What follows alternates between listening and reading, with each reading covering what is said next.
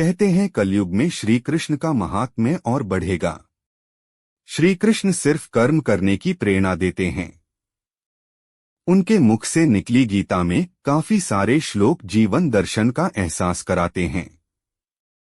दुनिया में सबसे अधिक आध्यात्मिक और दार्शनिक ग्रंथ गीता के श्लोक समुंदर से हमने टॉप 10 श्लोक चयनित किए हैं। कर्मण्येवाधिकारस्ते मा फलेषु कदाचन मां कर्मफल हेतुर्भूर्मा ते संगोस्त्व कर्मणि।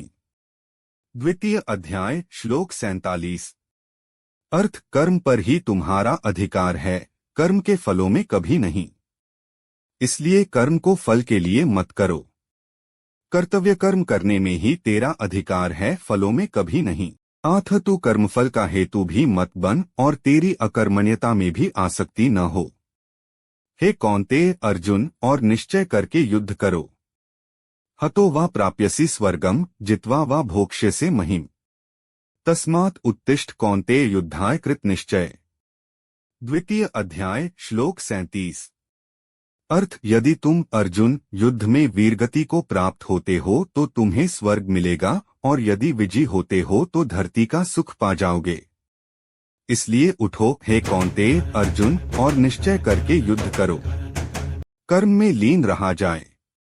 ध्यायतो विषयान् पुंसः संगस्तेषु जायते संगात् संजायते कामः कामात् क्रोधोऽभिजायते। द्वितीय अध्याय श्लोक 62।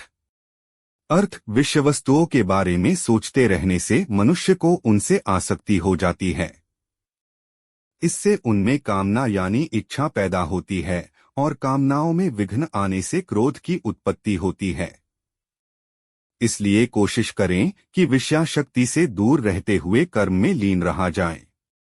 मनुष्य खुद अपना ही का नाश कर बैठता है।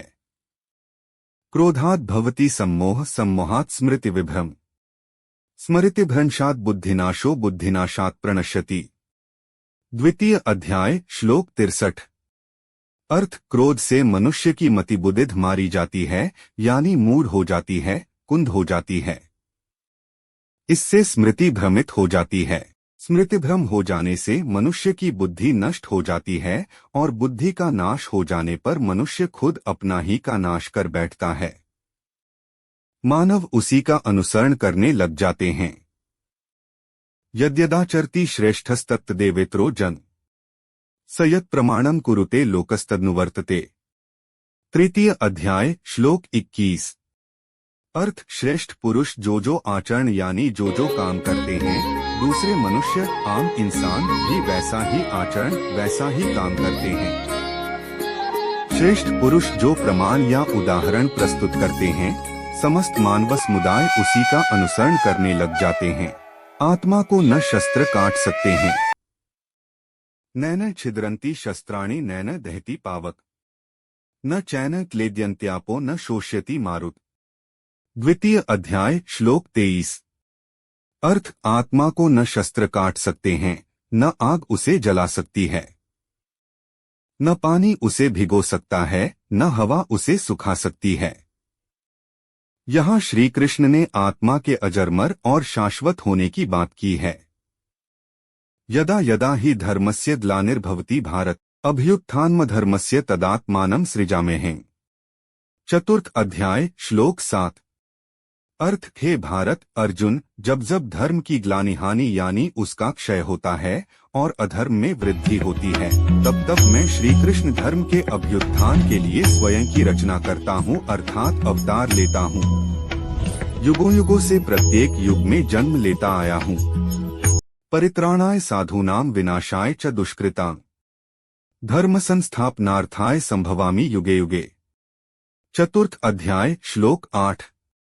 अर्थ सीधे साधे सरल पुरुषों के कल्याण के लिए और दुष्कर्मियों के विनाश के लिए धर्म की स्थापना के लिए मैं श्री कृष्ण युगों युगों से प्रत्येक युग में जन्म लेता आया हूँ।